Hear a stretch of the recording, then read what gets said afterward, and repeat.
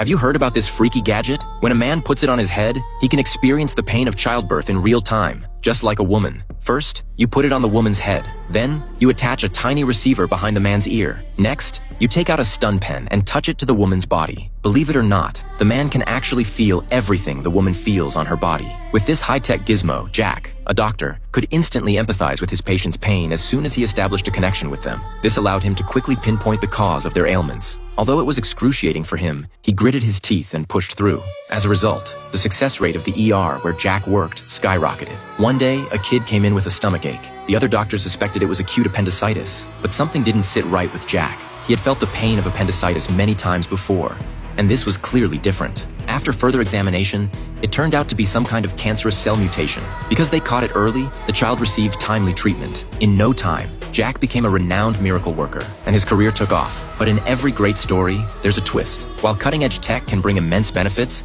it often comes with huge drawbacks too. One day, a patient came in and changed everything. The patient had collapsed during a meeting, and no one could figure out why. Jack established a connection with the patient as usual, but this time, he experienced an unprecedented level of agony. He couldn't determine the cause at all. In the end, the patient died, and Jack passed out for 5 minutes. Those 5 minutes gave him a taste of what true death felt like. The next day, as Jack was treating patients, something strange happened.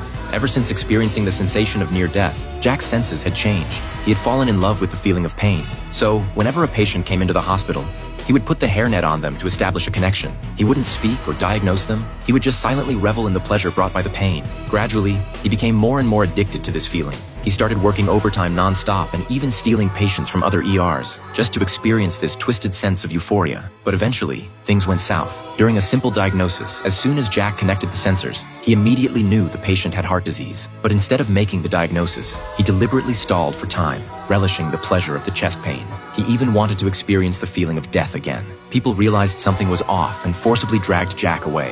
However, because they missed the critical window for treatment, the patient still died in the end. As Jack watched the elderly man die right in front of him, he felt like an alcoholic watching a glass of fine whiskey being poured down the drain, devastated by the waste of something so good. The name of this brilliant movie is Black Museum.